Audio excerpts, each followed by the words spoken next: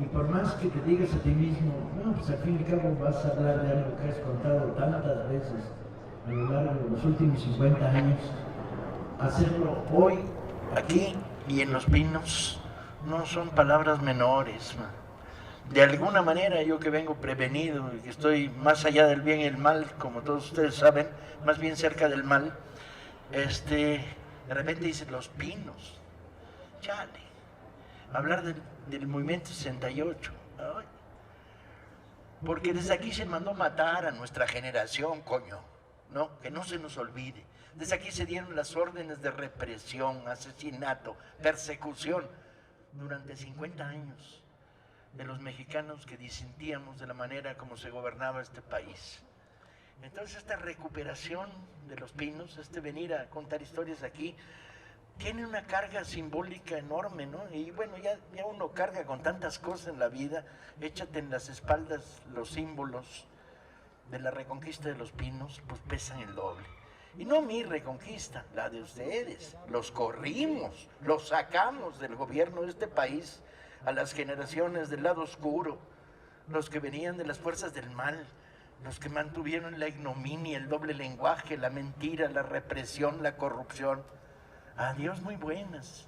Y perdieron además su centro simbólico en un país concebido como pirámide, donde hasta arriba se sienta el dueño de la pirámide, y luego los cargachiles, los cuentachiles, los corruptos chicos y la horda de cargaportafolios que andaban con ellos, pues se fueron.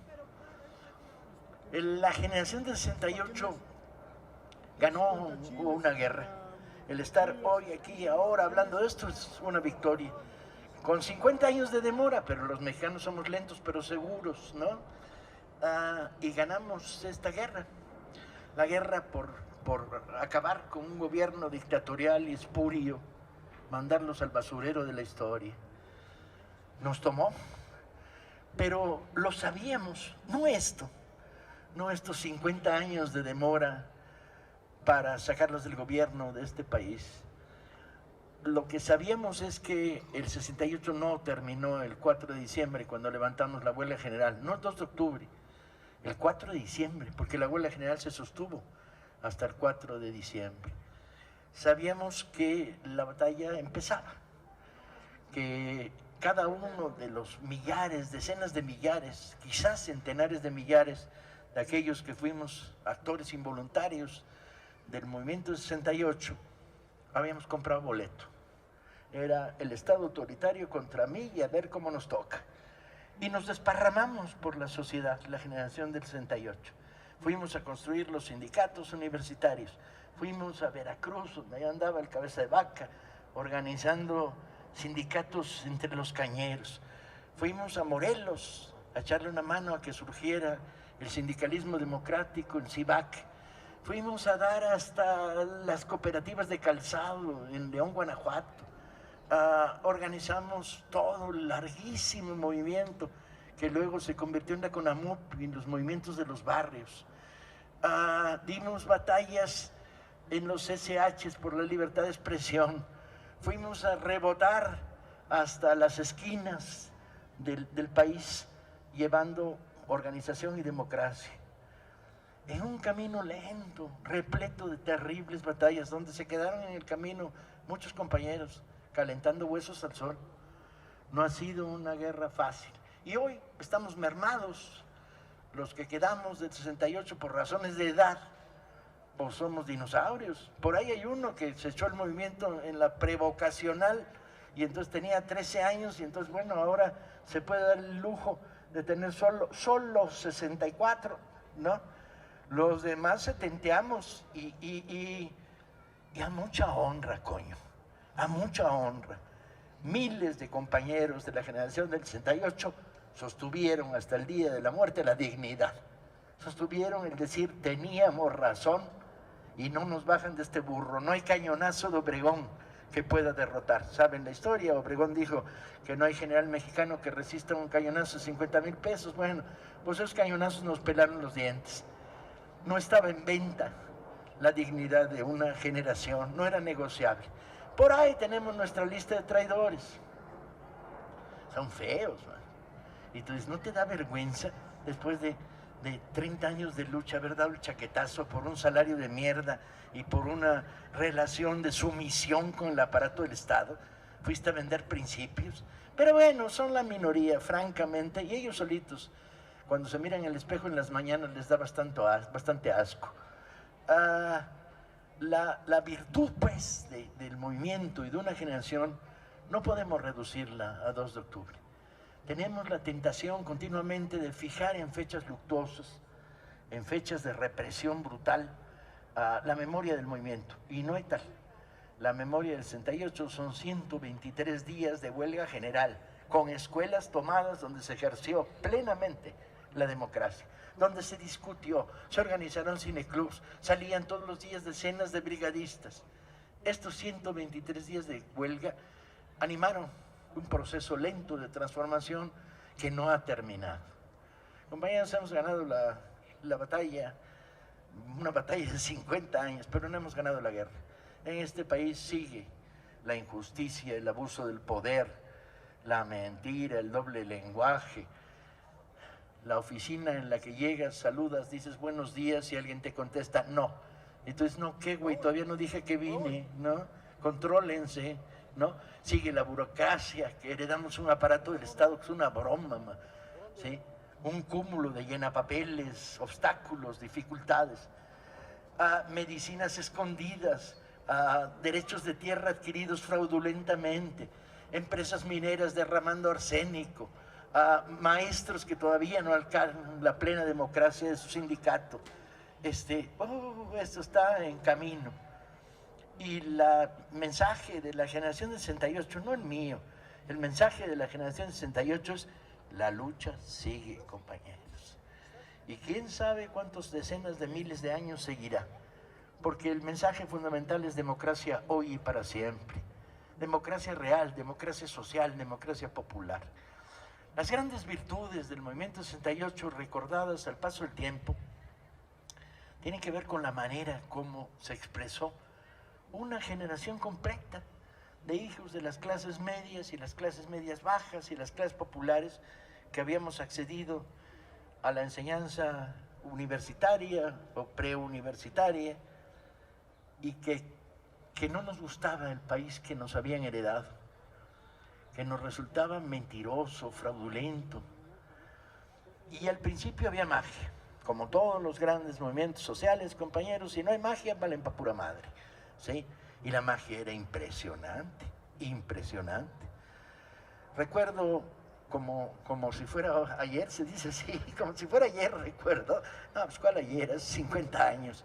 Pero recuerdo nebulosamente la facultad en la que yo estudiaba, Ciencias Políticas en la UNAM, había entrado en huelga antes del 26 de julio, diciendo libertad a los presos políticos. Demetrio Vallejo, que salga de la cárcel. Demetrio, el héroe de nuestra generación, chaparrito, dirigente ferrocarrilero, con voz de ardillita de las caricaturas, pero un hombre con unos tompiates el tamaño del mundo, que había dirigido la gran insurrección por la democracia sindical y que estaba en la cárcel por haber pedido democracia sindical. Agárrense.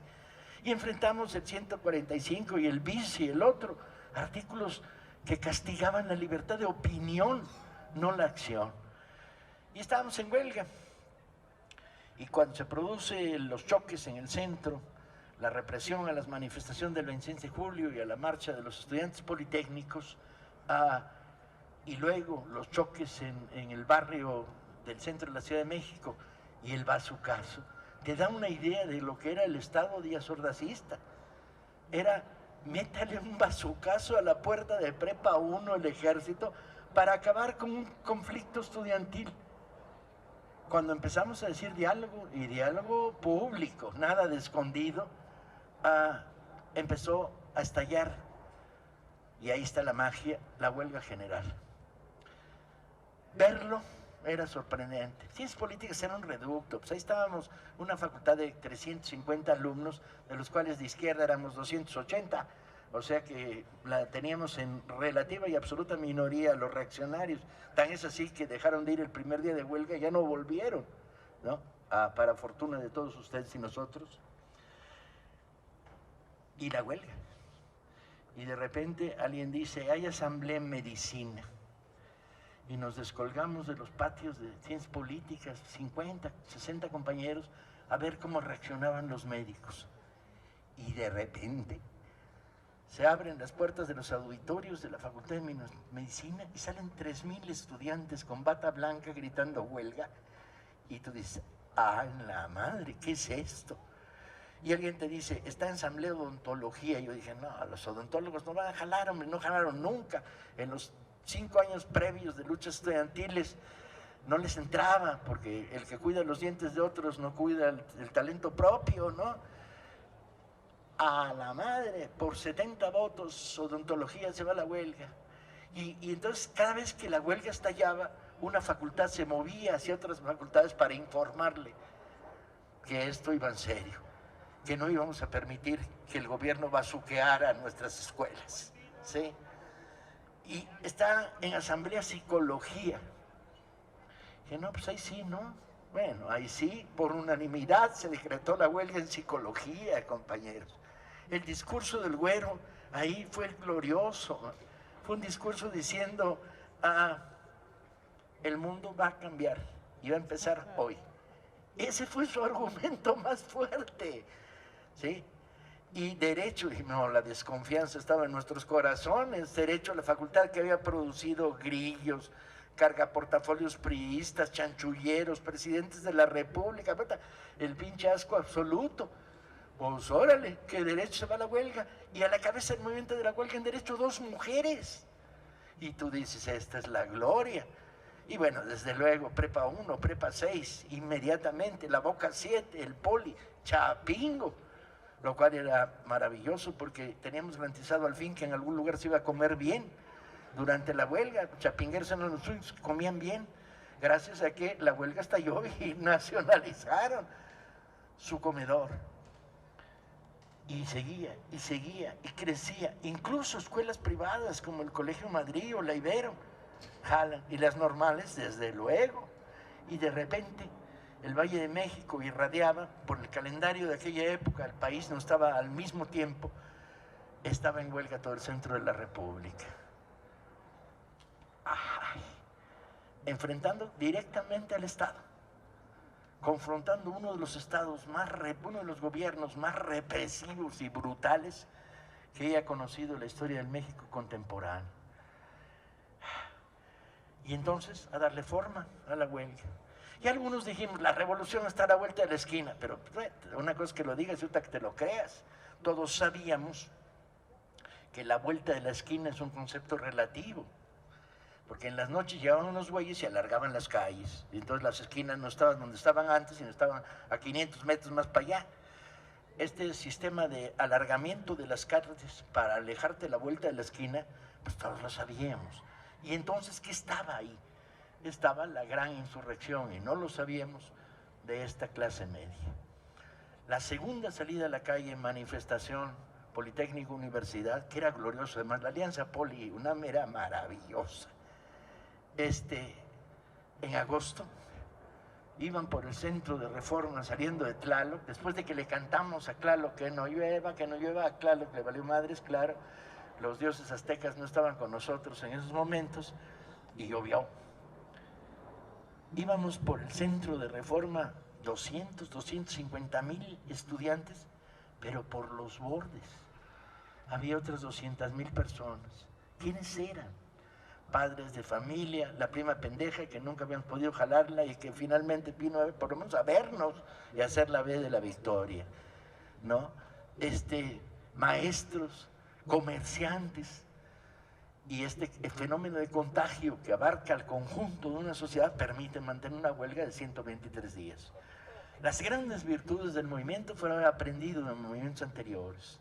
En principio, democracia, nada de los que no vengan a hacer guardia 14 horas no pueden entrar. No. Esas formas de autoritarismo destruyen el corazón del movimiento. Escuelas abiertas, que entre el que quiera, asambleas que tengan discusión plena, que se oigan las disidencias, que se oigan las discusiones. Luego un Consejo Nacional de Huelga que era de representación, por lo tanto, si no te gustaba lo que decía tu consejero, pues te lo fumigabas en la asamblea, y el siguiente representante era otro, y luego las brigadas. Y las brigadas eran lo más democrático del mundo porque eran de afinidad. Tú juntabas a tus cuates, hacías una brigada, le ponían su nombre Chira y vamos. Nosotros le teníamos mucha envidia porque éramos menos, nosotros digo, el grupo con el que yo convivía en esos años, éramos menos inteligentes que otros, pero en ciencias políticas estaba la brigada Marilyn Monroe. Entonces, bueno, pues ahora, y había otros que eran muy cuadrados, eran maoístas cuadrados, y su brigada se llamaba José María Morelos y Pavón. En aquella época teníamos muy poca consistencia histórica. No identificábamos a Morelos como una fuerza creadora de este país, como una fuerza radical, como el primer creador de un documento socialista en la historia de la independencia. Pero bueno, pues nosotros éramos la Brigada Che Guevara, claro, y la disputa no era si eres la Brigada Che Guevara, sino cuántas brigadas Che Guevara había y como la de ellos es la chafa, la nuestra es la buena, y no había manera de demostrarlo. Y la salida de las calles. ¿A dónde? Pues a las calles. ¿Y a dónde fuimos a dar los incipientes militantes de la huelga de ciencias políticas? Pues por razones extrañas fuimos a dar al mercado en Miscuac, y ahí iban nuestras brigadas. Y órale, súbete al puesto y tira rollo. Se crearon cientos de mitineros y oradores de primer nivel. Al principio eran muy chafas, compadre. Vamos, estudiantes, y estamos en huelga. Cuéntales, güey, pues cómo. Y porque el gobierno, no, cuéntales bien. Bueno, a partir de ese momento, y durante toda la huelga, la Facultad de Ciencias Políticas recibió donaciones gratuitas de los locatarios del mercado en Miscuac. Y fue maravilloso, porque iban, echaban meeting, volvían con su saco de nopales, su saco de papas, su saco de cebollas. El único problema es que por machistas, la Asamblea de Ciencias Políticas eligió una mujer como cocinera, porque el rollo era, no, pues, ¿quién va a ser el jefe de cocina de la facultad? Habíamos tomado el café desde luego, y la cocina anexa al café, pues una mujer. Total, la compañera primera que nombramos, pues no sabía cocinar, chinga. Y entonces resulta que los primeros 5 días de huelga comimos papas hervidas sin sal y chayotes sin sal. Después de eso hubo una asamblea revulsiva, corrimos a la compañera que dijo, yo les dije que no sabía cocinar. Y nombramos a un compañero que por lo menos nos servía huevos revueltos con papas con sal y chayotes. Puta, odio los chayotes desde el movimiento 68. Esta democracia primaria, pero al mismo tiempo indestructible, que están infiltrados, pues sí, pobres infiltrados, para poder infiltrarse tenían que ser ultra radicales, ¿no? Hacían el trabajo inverso, ahora vamos a las fábricas. Dice, güey, no es agente de gobernación. Y dice, sí, pero tiene razón, vámonos a las fábricas, ¿no? Y fuimos a las fábricas. Y la llegada de las fábricas fue notable, fue un choque, aunque muchos ya entonces eran hijos obreros.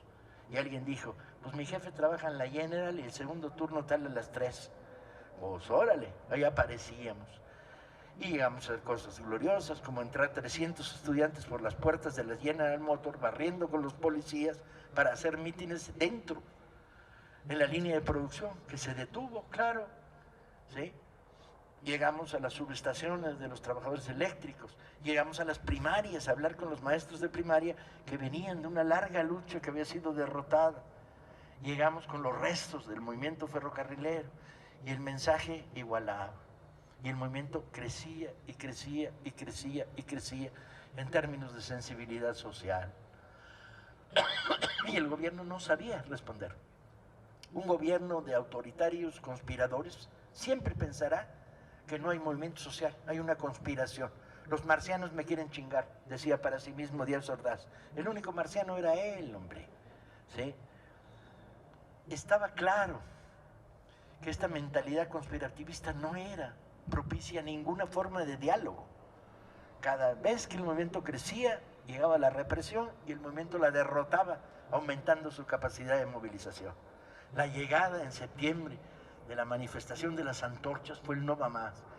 La contracción del gobierno, sacando una manifestación de desagravio, porque habíamos agraviado la bandera nacional y sacando a los burócratas al Zócalo, la infiltramos con 30 brigadas y al rato los burócratas cantaban, somos borregos de Díaz Ordaz, somos borregos. Se les volteó la manifestación de los burócratas, se abren las puertas de Palacio y aparecen 8 tanquetas para reprimir a los que ellos habían convocado, porque la voz de la democracia se expandía como aceite en el agua.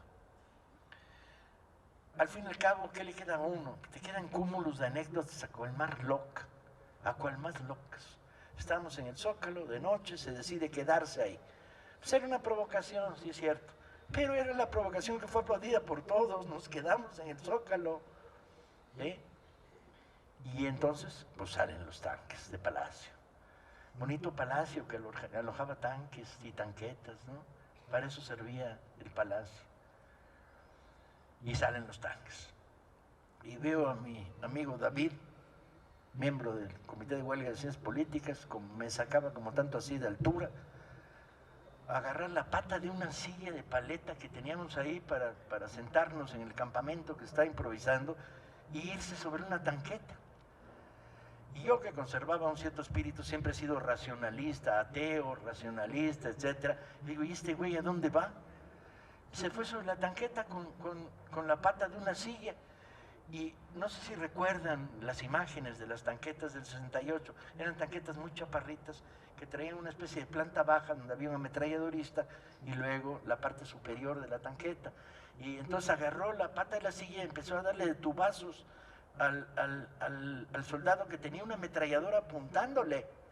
Se le puso enfrente y empezó a sonarle de tubazos.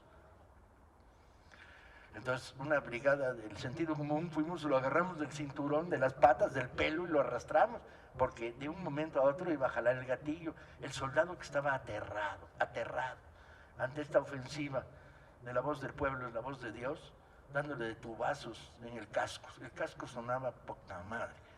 Bien, al día siguiente en la facultad yo contaba admirado lo que había visto a un grupo grande de compañeros, porque el patio de la facultad estaba continuamente repleto de conversaciones, debates abiertos.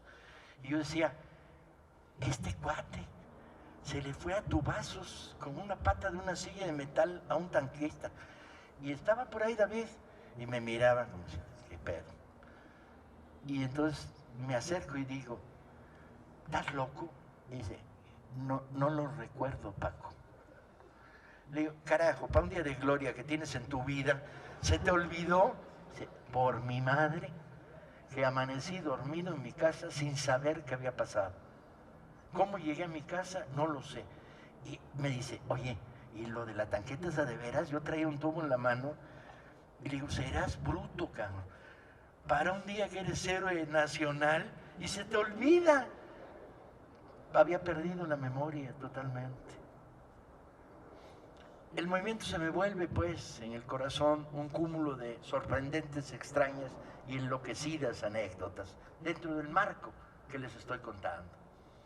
Como, por ejemplo, el día en que, mientras me despertaba en la dirección, habíamos tomado la dirección de la Facultad de Ciencias Políticas, nos acostábamos, niño, niña, patitas para acá, y luego pasaba un compañero y nos ponía una cortina por encima para que durmiéramos. Para esto se dormían 2, 3 horas cuando mucho. Y me sacan de mi feliz sueño y me dicen, vete pero raspando a Prepa 5. Digo, ¿qué pasa? Me cuentan, me lanzo a Prepa 5, con representación del Comité de Brigadas de la Universidad Nacional Autónoma de México. Llego, la noche anterior se había decretado por el Consejo Nacional de Huelga la noche de la Gran Pinta. Habíamos pintado 50,000 bardas en la Ciudad de México, nos habíamos acabado la pintura, con dinero que salía de las boteadas, de las colectas, y habíamos pintado miles y miles de bardas. Entonces llego a Prepa 5 y me encuentro un escenario desolador.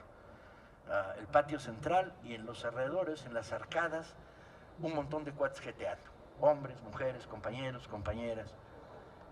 Y era la noche de los zombies aquello, pues, ¿no? Los veías y dices, en la madre, estas son nuestras fuerzas, todos con la boca semiabierta, atontados. Y digo, ¿quién coordina las brigadas aquí? Y me señalan a uno que estaba ahí sentado, el Bigotín. Y el camarada Bigotín le decían así porque tenía bigote de Juan Diego. 3 pelos de este lado, 3 de este. Y le digo, camarada Bigotín, ¿qué hicieron anoche? El Bigotín abre los ojos y dice, lo que ordenó la asamblea, compañero. Era muy formal. Y le digo, pero oye, ¿qué pintaron? Pues lo que ordenó la asamblea. ¿Las asambleas son autónomas o no? No, sí, no hay bronca. Pero le digo, ya ni friegan. Porque la asamblea de Prepa 5 había decidido pintar la palabra hocicón, que era un insulto de Díaz Ordaz. Díaz Ordaz tenía cara de mono de pre-neandertal. Y entonces hocicón era el reto, el movimiento contra el presidente. Llamábamos hocicón al presidente. Vale. Le digo, no me parece mal, fue decisión de asamblea, órale. ¿Cuántas pintaron? Me dice, pues unas 2000. Y le digo, nomás, camarada Bigotín, estoy aquí por una razón trascendental. Dígame usted, camarada. Y le digo, pues que hocicón es con H y con C. El camarada Bigotín palidece, se vuelve gris y dice, no mames. Y le digo, por favor, ábrase la biblioteca, sáquese de la biblioteca un diccionario. El camarada Bigotín dice, ábrase la biblioteca, sáquese de la biblioteca un diccionario. Y llega uno de los zombies con un diccionario en la mano. Abrimos el diccionario, dice, hocicón. Chale, y el diccionario que habían traído no tenía la palabra, pero tenía hocico. Y le dije, a ver, Bigotín, ¿estamos todos de acuerdo en que hocicón viene de hocico? Sí, sí, estamos de acuerdo, hocico. Bigotín le dice, en la madre. Es con H y con C. Camaradas, en pie de lucha. Y se levantan los zombies ahí, los 300 zombies. Hay que hacer una leve corrección, dice el camarada Bigotín. En todas las bardas que pintamos anoche. Y alguien le dice, ay, ¿en todas? En todas. ¿Hay pintura? Pues hay algo, saquen de acá, no se canta. Y ahí salen las brigadas. Cumplí mi misión de que corrigieran en 500 bardas, poniéndole la H y cambiando la S por una C. Y yo les decía, no hay bronca. Pero hijo, ¿qué van a decir de nosotros? ¿Que somos un movimiento inculto y primitivo? Pues sí somos, pero no tanto. Control. Son este tipo de memorias las que se quedan ancladas con una intensidad, etcétera, y que hablan de la energía de un movimiento social. Nunca volví a ver al camarada Bigotín. Un día se me va a aparecer en una conferencia y decir, no es cierto, yo tenía un bigote a toda madre y no sé qué, ¿no? Contra mi versión de cómo era su bigote. Es estos actos de un movimiento en huelga continua, expandiéndose, democratizando lo que tocaba, los que producían situaciones maravillosas. Todos los días a las 6 de la mañana llegaba a nuestra facultad el chofer de un Juárez Loreto. Llegaba, pateaba a alguien de los que estábamos dormidos y decía, pínteme. Y entonces la brigada bajaba, traía su Juárez en el estacionamiento de Ciencias Políticas y le pintamos consignas. Y ya salía a hacer su ruta. Por ahí de 2 semanas de estarlo haciendo, llegó un día y dijo, hagan algo. ¿Y qué? Pues es que los ganaderos me están esperando en el Monumento Obregón, paso pintado y me borran las pintadas, me las tachan. Y nos, ¿qué hacemos? Y alguien ingenioso dijo, pues pintamos el techo. De tal manera que la gente que vive en primeros y segundos pisos, pues lee las pintadas. Pues órale, pasó la clandestinidad, la pintada del Juárez Loreto. Pero hasta el último día de la huelga, ese compañero llegó a que lo pintáramos.